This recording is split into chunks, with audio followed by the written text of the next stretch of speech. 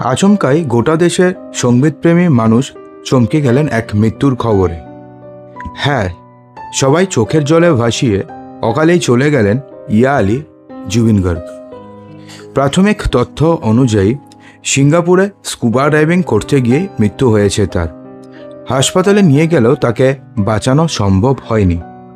আর এবার জুবিনের স্ত্রী জানিয়ে দিল মৃত্যুর আগে ঠিক কী ঘটেছিল জুবিনের সঙ্গে। কেন এত কম বয়সে জুবিন মৃত্যুর কোলে ঢলে পড়লেন সেটাই জানাবো। তবে ভিডিওটি শুরু করার পূর্বে জুবিন গার্গের আত্মার শান্তি কামনার জন্য ভিডিওর কমেন্ট বক্সে RIP অথবা রেস্ট ইন পিস লিখতে ভুলবেন না। এবং জুবিন গার্গের কোন গানটি আপনাদের সবথেকে বেশি ভালো লাগে কমেন্ট বক্সে জানাবেন। আমার পার্সোনালি ফেভারিট ইয়া আলী।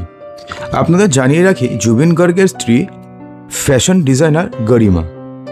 এক সংবাদ মাধ্যমকে প্রতিক্রিয়া দিতে গিয়ে গরিমা জানান, রবিবারে সিঙ্গাপুর থেকে ফেরার কথা ছিল জুবিনের, কিন্তু তা আর হলো না, ওকে হারালাম। জুবিনের স্ত্রী আরও জানালেন যে স্কুবা করতে গিয়ে ওর মৃত্যু হয়নি। ওই সময় জুবিনের সঙ্গে আরও দুজন ছিল, সিদ্ধার্থ এবং শেখর। ওরা তিনজন একসঙ্গে স্কুবা করছিল। ওরা প্রথমে দ্বীপে ফিরে আসে, কিন্তু জুবিন আবার সমুদ্রের জলে সাঁতার কাটতে চায়।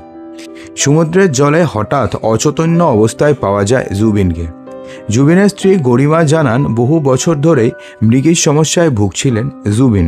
সেই সময়ও মৃগীর সমস্যা দেখা গিয়েছিল। বন্ধুরা ওকে হাসপাতালে নিয়ে গেলেও শেষ রক্ষা আর হয়নি। মেঘালয়ের টুরায় জন্ম হয় জুবিনের। 3 বছর বয়স থেকে সঙ্গীতের প্রশিক্ষণ শুরু করেন জুবিন। মায়ের কাছেই তার প্রথম গান শেখা। পরে 1992 সালে পেশাগতভাবে গান গাওয়া শুরু করেন তিনি। অসমীয়া সিনেমার পাশাপাশি বাংলা সিনেমাতেও প্রচুর গান গেয়েছেন জুবিন। সঙ্গীত পরিচালক জিৎ গঙ্গোপাধ্যায়ের সঙ্গে জুটি বেঁধে মন মানে না পিয়ারে তার জনপ্রিয় গান। বলিউডে প্রীতমের হাত ধরে গ্যাংস্টার ছবি ইয়া আলী গান হইচই ফেলে দিয়েছিল গোটা দেশে, যা এখনও অনেকের ফেভারিট। বহুবার নানান কারণে বিতর্কেও জড়িয়েছেন জুবিন গার্গ। নেশাগ্রস্ত হয়ে মঞ্চে গান গাওয়ার কারণে বহুবার বিপাকেও পড়েছিলেন গায়ক।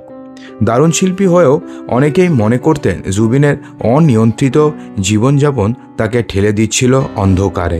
সবার ফেভারিট এত জনপ্রিয় গানের গায়ক জুবিন গার্গ আর নেই। আমরা তাকে সবসময় মিস করব।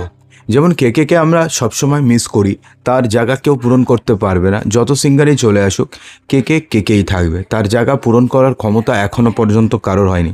ঠিক তেমনি জুবিন গার্গকে জায়গাটিকে কেউ কখনোই পূরণ করতে পারবে না। আপনি কি মনে করেন যে কাউকে দিয়ে জুবিন গার্গকে রিপ্লেস করা পসিবল? অবশ্যই কমেন্ট বক্সে জানাতে ভুলবেন না।